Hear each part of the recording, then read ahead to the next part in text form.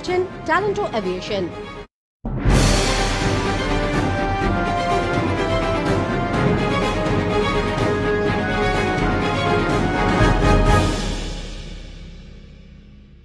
নমস্কার, আরোহী নিউজ লাইভে আপনাদের সকলকে স্বাগত জানাই। আপনাদের সঙ্গে আমি রয়েছি মাসুমা। শুরু করছি নিউজ এই মুহূর্তে। আর শুরুতেই নজর রাখবো যে খবরের দিকে। তুফানগঞ্জ ২ নম্বর গ্রাম পঞ্চায়েতের সংশ্লিষ্ট আধিকারিকদের কাছে স্মারকলিপি প্রদান করল বিজেপি নেতৃত্ব। মূলত যেমনটা জানা গিয়েছে, একাধিক দাবি নিয়ে তারা স্মারকলিপি প্রদান করে। মূলত এনআরজিএস এর কাজের কারচুপি, পরিযায়ী শ্রমিকদের ১০০ দিনের কাজ না দেওয়া সহ ৫ দফা দাবিতে স্মারকলিপি তুলে দেন বিজেপি কর্মীরা। এদিন ডেপুটেশন প্রদানের সময় উপস্থিত ছিলেন বিজেপির তুফানগঞ্জ ৯ নম্বর বিধানসভা কেন্দ্রের সংযোজক উৎপল দাস, সহ সংযোজক বিমল পাল সহ একাধিক নেতা ও কর্মীরা।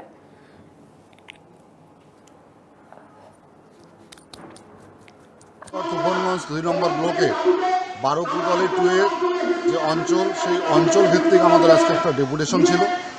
মূলত তৃণমূলের সন্ত্রাস এবং প্রশাসনের যে সন্ত্রাস ভারতীয় জনতা পার্টি কর্মীদের উপর, এবং ১০০ দিনের কাজে যে তৃণমূলের দুর্নীতি, পঞ্চায়েতের দুর্নীতি এবং প্রশাসনের দুর্নীতি, সেই দুর্নীতির বিরুদ্ধে এবং সাধারণ মানুষ যাতে বর্তমান কেন্দ্রীয় সরকারের যে যোজনাগুলো রয়েছে সেই যোজনাগুলো সব যাতে সুফল পায়, সে বিষয়ে আজকে আমরা এখানকার প্রধানকে ডেপুটেশন দেওয়ার জন্য এসেছি। করোনা আবহে প্রায় ৮ মাস পর চালু হলো লোকাল ট্রেন। আর আজকে সকালে এক অনন্য চিত্র দেখা গেল বাগনান স্টেশনে। বাগনান স্টেশনে যাত্রীদেরকে গোলাপ ফুল দিয়ে স্বাগত জানাচ্ছেন বিজেপি কর্মীরা। প্রত্যেক যাত্রীর হাতে তারা গোলাপ ফুল তুলে দিয়ে শুভেচ্ছা জানান। স্টেশন চত্বরে এবং ট্রেনের কামরায় যাতে যাত্রীরা কোভিড প্রোটোকল মেনে চলেন, তার জন্য আবেদনও করা হয় এদিন।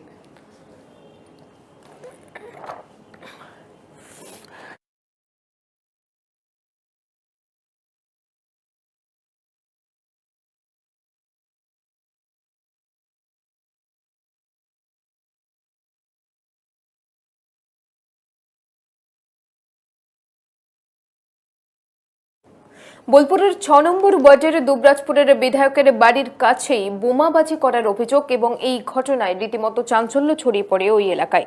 জামবনি মোহনপল্লী স্পোর্টিং ক্লাবের দরজা ও দেওয়াল লক্ষ্য করে ৩টি বোমা ছোড়া হয় বলে জানা গিয়েছে। ঘটনার খবর পেয়ে সকালে এলাকায় বোলপুর থানার পুলিশ এসে পৌঁছায়। তারা পুরো ঘটনার তদন্ত শুরু করেছে।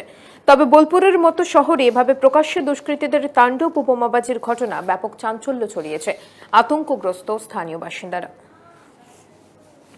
কোনো বোমাবাজি হয়নি আমার বাড়িতে ৫ মিটার দূরে। গতকাল আইপিএলে ফাইনাল গেম ছিল মুম্বাই, মুম্বাই সব সাপোর্টার নিয়ে ছেলেরাই আনন্দ করে বাজি পটকা ফাটিয়েছে। কোনো বোম ব্লাস্ট হয়নি, কোনো কিছু বিস্ফোরণ ঘটেনি। বিস্ফোরণ করলে এই ক্লাবটা ৫ ইঞ্চি দেওয়াল, একে ঠিক তো সেটা ভেঙে পড়তো। সুতরাং ঘটনাটা এটাই যে আনন্দ করে তারা বাজি পটকা ফাটিয়েছে। হাইকোর্টের নির্দেশ অনুসারে গঙ্গাসাগরে সকাল থেকেই মাইকিং করে পুলিশ প্রচার চালাচ্ছে যাতে কেউ শব্দবাজি না ব্যবহার করে। হাইকোর্টের নির্দেশ মতোই গঙ্গাসাগর কোস্টাল থানার পক্ষ থেকে আতশবাজি ও শব্দবাজি যা জনসাধারণ ব্যবহার না করে তার জন্য মাইকিং প্রচার করা হচ্ছে। গঙ্গাসাগর কোস্টাল থানার ওসি মাননীয় দেবাশিস বাবুর পক্ষ থেকেই মাইকিং করা হচ্ছে।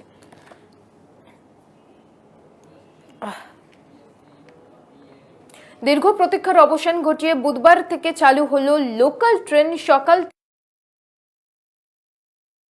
ভিড় এবং রেল কর্তৃপক্ষ তদারকির সঙ্গে সকাল থেকেই যাত্রীদের সাবধানতা জানাচ্ছে এবং মাইকিং করে প্রচার চালাচ্ছে যাতে যাত্রীরা প্রত্যেকেই মাস্ক পরে থাকে।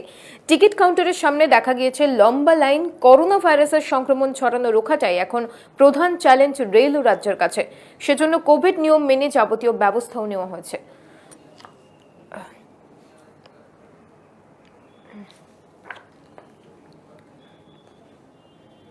নিউজ এই মুহূর্তে এখন এই পর্যন্তই। অন্যান্য সব খবরের জন্য দেখতে থাকুন আরোহী নিউজ।